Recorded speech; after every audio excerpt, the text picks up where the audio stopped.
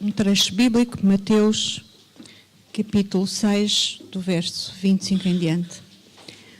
Por isso vos digo, não andeis ansiosos pela vossa vida, quanto ao que haveis de comer ou beber, nem pelo vosso corpo, quanto ao que haveis de vestir.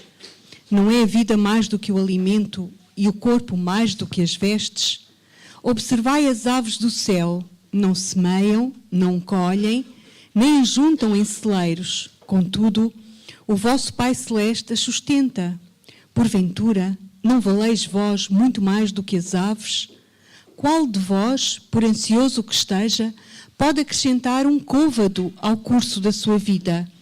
E por que andais ansiosos quanto ao vestuário? Considerai como crescem os lírios do campo. Eles não trabalham, nem fiam. Eu, contudo, vos afirmo que nem Salomão, em toda a sua glória, se vestiu como qualquer deles. Ora, se Deus veste assim a erva do campo, que hoje existe e amanhã é lançada no forno, quanto mais a vós outros, homens de pequena fé.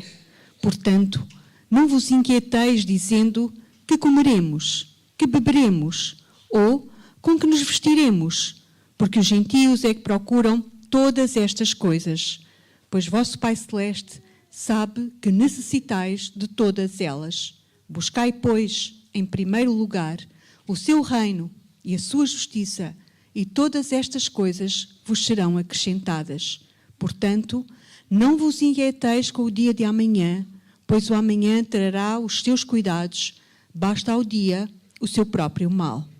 Amém.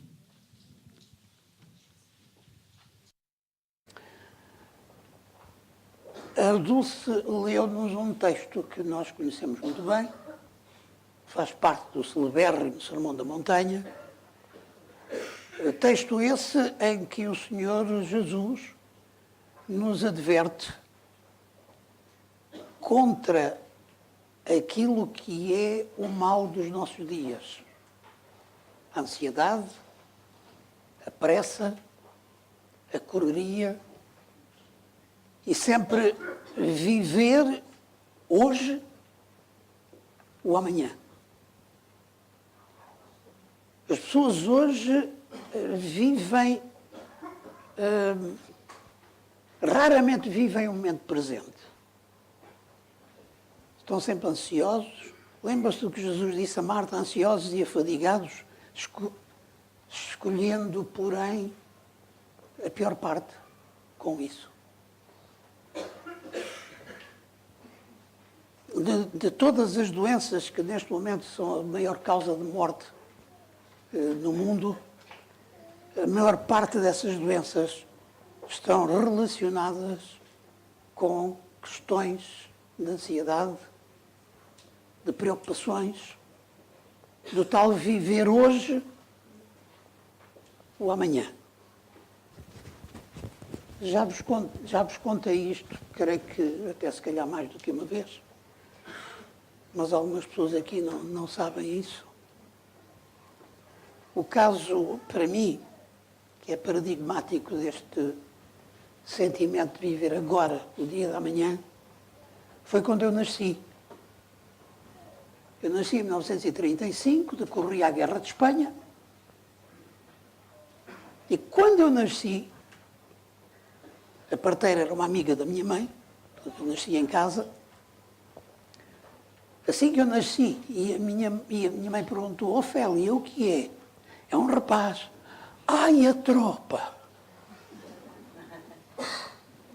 E a minha mãe viveu angustiada 18 ou 19 anos com a minha ida à tropa e eu não fui à tropa. Viver hoje o dia da manhã pode arranjar soluções extraordinárias para problemas que não se concretizam. E este é que é o nosso grande drama na atualidade. Por isso, Paulo aos Filipenses escrevia: não vos inquieteis, pois, coisa alguma. O ritmo de vida que hoje nos é imposto é de tal forma que é difícil nós caminharmos por uma rua tranquilamente, sem sermos abordados por aqueles que vão com pressa e que nos empurram, nos chegam para o lado, chegam por vezes a ser inconvenientes, que estamos a estorvá-los. Meus amigos, meus prezados irmãos, o grande drama da nossa vida é achar que temos que solucionar todos os nossos problemas. Lembram-se daquele homem, quando Jesus subiu ao monte com os discípulos e que foi transfigurado? Quando chegou cá abaixo, conta-nos o texto, que os discípulos de Jesus estavam envergonhados. Porque tinha chegado, entretanto, um homem com um filho e que eles não conseguiam resolver o problema. Claro que os sacerdotes, os doutores da lei, regozijavam-se com aquilo, porque isso ia denegrir a imagem do ministério de Jesus. E quando Jesus chegou cá abaixo, dá com aquele espetáculo. O espetáculo de ver os discípulos atarantados, sem saber o que fazer, aquele pai aflito, a multidão expectante. E nisto o pai aproxima-se dele e diz: o meu filho tem este problema. Não encontro solução para ele. Se tu podes fazer alguma coisa por ele, faz. Lembra-se da resposta de Jesus? Se tu podes crer, tudo é possível àquele que crê. O problema não estava em Jesus, o problema estava no pai da criança. Se tu podes crer. E aquele homem sentiu realmente que o problema era ele. E disse: Senhor, eu creio. Ajuda a minha incredulidade. E naquele momento Jesus pôde resolver o problema. Como este homem, a maior parte de nós, vamos ter com Deus quando os nossos problemas surgem: ó Senhor, se tu fores capaz de resolver este problema, ajuda-me. Se tu fores capaz. Mas há algum problema que Deus não possa resolver? Há alguma coisa impossível? Pergunta ao profeta. Há alguma coisa impossível para Deus? Em contraste com isto, no livro de Atos dos Apóstolos encontramos um dos discípulos de Jesus numa situação dramática. Tinha sido preso, sabia que no dia seguinte iria morrer e, no entanto, lá no fundo da prisão, o que é que Pedro fazia? Dormia. Calmamente. Tranquilamente. Sabendo de antemão que aquela seria, do ponto de vista humano, a sua última noite de vida. Mas dormia tranquilamente. O problema, meus irmãos, nunca está em Deus. O problema está sempre em nós. E como Pedro, conseguirmos dormir calmamente no meio das aflições, Deus poderá agir. Há razões que motivam a nossa atitude de falta de confiança. Uma delas é o desconhecimento das promessas de Deus. Faz sentido que uma pessoa que não conhece as promessas de Deus, quando se vê perante uma aflição, não saiba o que fazer e que vive angustiado. Temos o privilégio de conhecer as promessas de Deus. Mas admitamos que não. Esta pode ser uma razão. A outra razão pode ser o contágio. Lembram-se quando o povo de Israel chegou a Cades Barneia, à entrada da terra prometida, que foram enviados 12 espias para rodear a terra e ver como é que era, Que relatório é que eles trouxeram? É interessante o relatório deles. É uma terra que mana leite e mel. É uma terra fabulosa. Vejam o fruto que nós trazemos. Um cacho de uvas precisava ser transportado por 2 homens. Fora as romãs, fora as amêndoas, fora outras coisas que eles traziam. Era uma terra extraordinária. Mas consome os seus moradores. Onde é que está a lógica desta atitude? Uma terra que produz daquela maneira, consome os seus moradores?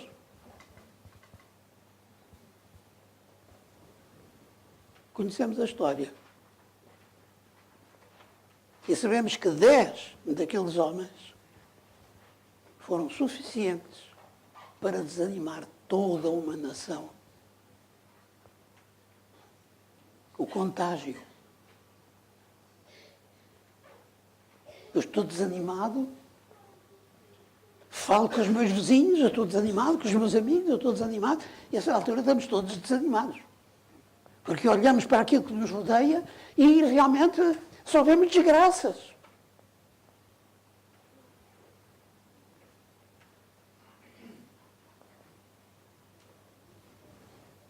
Outro é um deficiente conhecimento de Deus.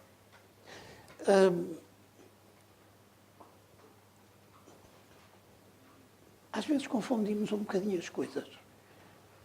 E há 2 coisas que nós com facilidade confundimos. Solenidade com tristeza. Certa vez um senhor com o filho iam na estrada, eu a caminho da igreja, e passaram no campo, e a certa altura estava um burro, um asno, ali comendo. E o filho, criança, vira-se para o pai e diz: "Ó pai, aquele também é adventista." "Oh filho, um burro adventista." "Pois, ele está com um ar tão triste."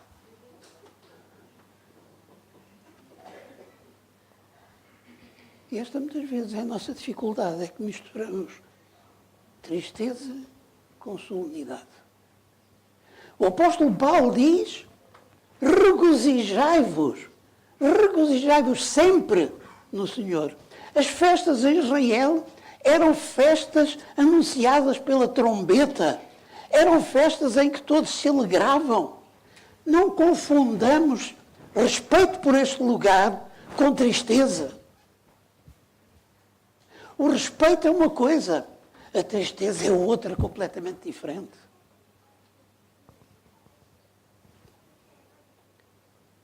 Na parábola das virgens, para onde é que elas iam? Ao encontro do noivo, para uma festa. Os irmãos reparem, todas as parábolas de Jesus que têm que ver com a sua vinda e com a nova terra, terminam numa festa. Lembram-se do filho pródigo. Como é que foi recebido? Com uma festa.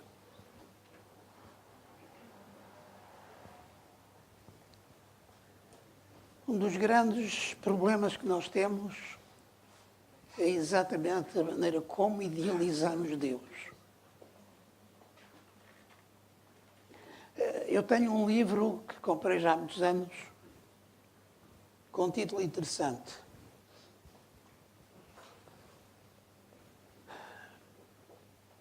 É um livro pequenino, sim, não é muito grande, que me pergunta se eu conheço Deus. E faz-me ver, ou procura fazer-me ver, que Deus é tudo menos aquilo que eu penso que é. Nós ainda imaginamos Jesus, coitado, perseguido, desprezado,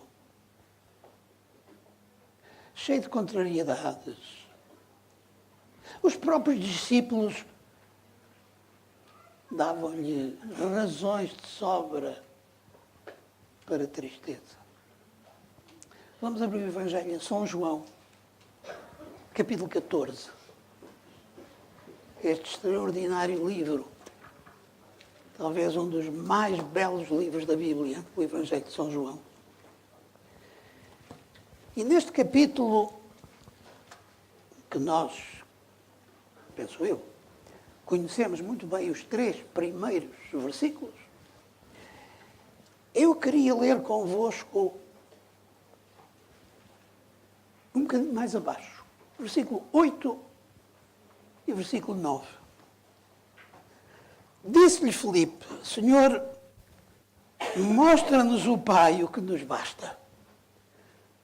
Ai, que tão contente que nós ficaríamos se tu nos mostrasses o Pai. E a resposta de Jesus foi: estou há tanto tempo convosco e não me tens conhecido, Filipe. É porque me vê a mim, vê o Pai.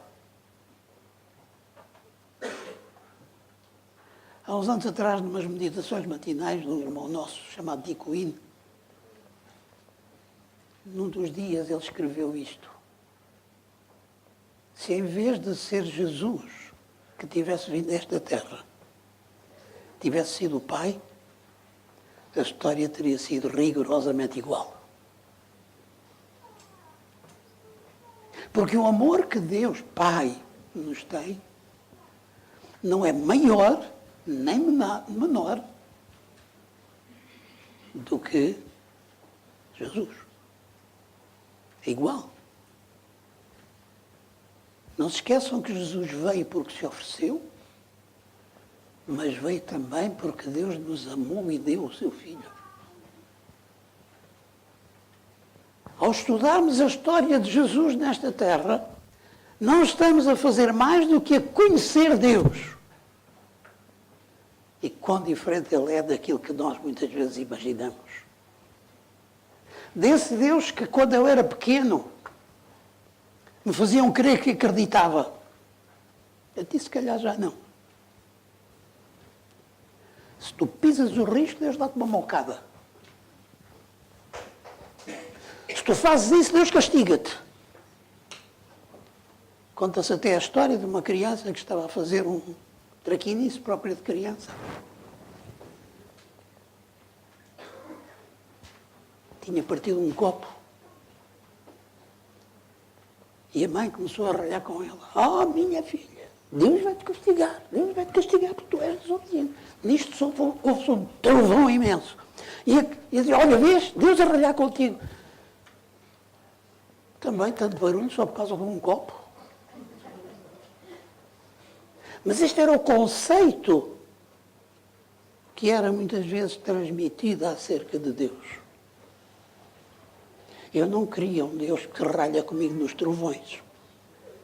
Eu não quero um Deus que, se me vê errar, a primeira coisa que tem que fazer, o seu primeiro desejo, é castigar-me. Eu prefiro um Deus que, se me vê errar, o primeiro cuidado que tem é de estender-me o seu braço para me resgatar. Um Deus que, como Jesus, no momento em que Pedro se afunda no mar da Galileia pela sua falta de fé, a primeira coisa que faz é estender-lhe a mão e só depois dizer: homem de pouca fé, porque duvidaste. Mas primeiro tirou-o da água. Primeiro salvou-o. Um Deus que, antes de dizer a Adão e Eva quais seriam as consequências do seu pecado, lhe fez a promessa da vinda do Messias. Este é o Deus que eu quero. Este é o Deus que eu gostaria de cada um de nós tivesse. Jesus não era triste. Jesus era alguém por quem as crianças sentiam atraídas. Eu não conheço nenhuma pessoa de mau feitio que seja capaz de atrair crianças. Ah, mas encontramos Jesus a chorar, não encontramos a rir. É verdade. Mas para ser alegre não é preciso passar a vida a chorar, a rir, perdão. A felicidade não tem necessariamente que ver com riso. Tem que ver com o estado de espírito.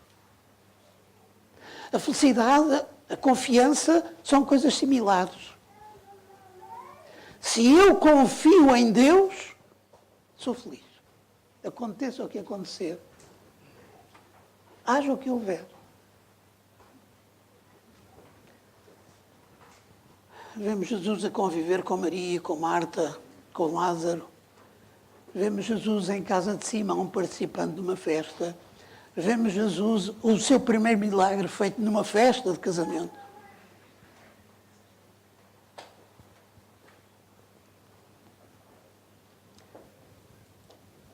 O verdadeiro Jesus, aquele que veio a esta terra mostrar quem era o Pai, era alguém atrativo. Quando desviamos os olhos e os fixamos nos problemas, nas lutas, nas dificuldades, escurecemos de tal maneira a nossa mente que não somos capazes de ver Deus.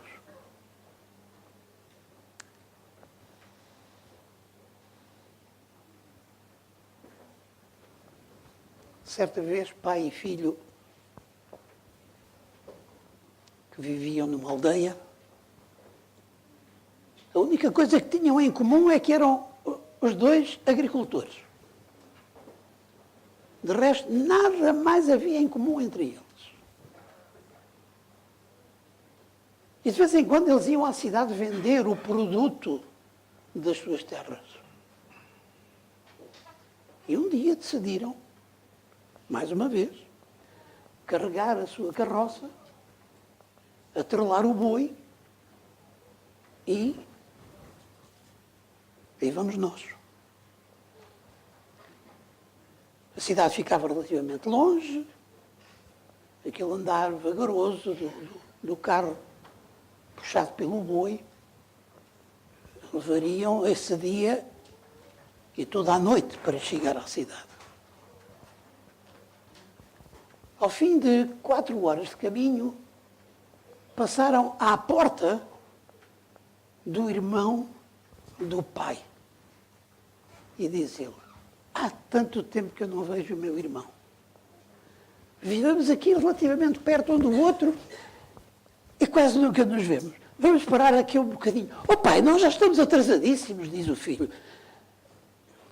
Filho, se nós já estamos atrasadíssimos, mais uns minutos, menos uns minutos, não complica as coisas. E entraram, conversaram, falaram, conviveram, finalmente lá seguiram. O pai tomou a dianteira, conduzindo o animal, e chegaram a uma bifurcação. E o pai seguiu pelo caminho da direita. E o filho, oh pai, por onde é que tu vais? O caminho da esquerda é mais perto. Pois é, filho, mas este é mais bonito. E realmente atravessava uma floresta, com árvores, portanto, com flores. Era uma delícia. Entretanto, a noite chegou e diz o pai, olha filho, já está a chegar a noite. Este sítio aqui é bom, calmo, vamos dormir aqui. Oh pai, quando é que a gente chega? Calma, filho. Tem calma. E deitou-se e adormeceu logo. O pai. O filho levou logo um tempo. Mas logo o primeiro sinal de dia apareceu, ele acordou logo o pai. Pai, vamos embora. Vamos embora, está na hora, já estamos muito atrasados, já devíamos lá estar, ainda estamos aqui. Mais 1 hora e meia de viagem, estava um desgraçado com o carro atolado, não conseguia que o animal puxasse o carro. Oh, filho, vamos parar ali e ajudar. Oh, pai, e a que horas é que a gente chega? Se nós chegássemos à feira mais cedo que os outros, vendíamos tudo e vinhamos embora. Quando lá chegarmos já ninguém compra nada. Filho, se um dia tu estiveres nesta situação, tu queres que alguém te ajude. E lá ajudaram, contra vontade da parte do filho, a desatolar o carro que estava daquelas condições. O filho revoltadíssimo o pai, calmo e tranquilo, continuam o seu caminho. E quando chegam ao monte, quando começam a descer para a cidade, pararam. Ficaram a olhar.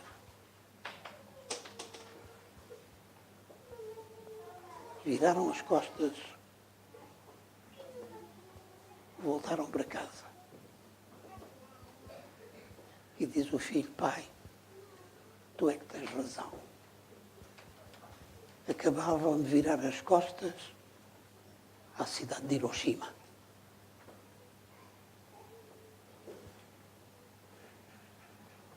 Eles bem tinham ouvido um trovão e um relâmpago na viagem. Meus irmãos, basta a cada dia o seu mal, disse Jesus. Nós sabemos que nem tudo na nossa vida corre como nós gostaríamos. Lógico. Se fosse como nós gostaríamos, não envelhecíamos. Começamos por aí.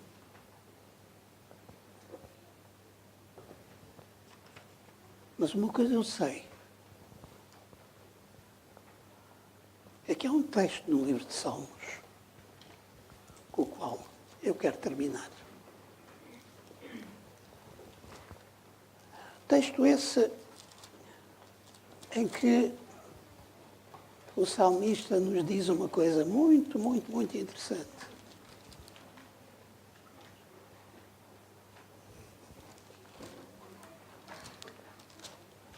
Lembro-me agora dele.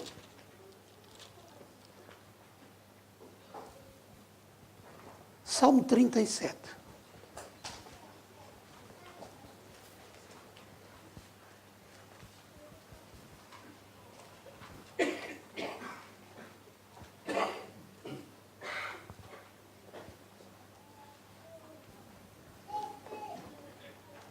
E este extraordinário versículo 5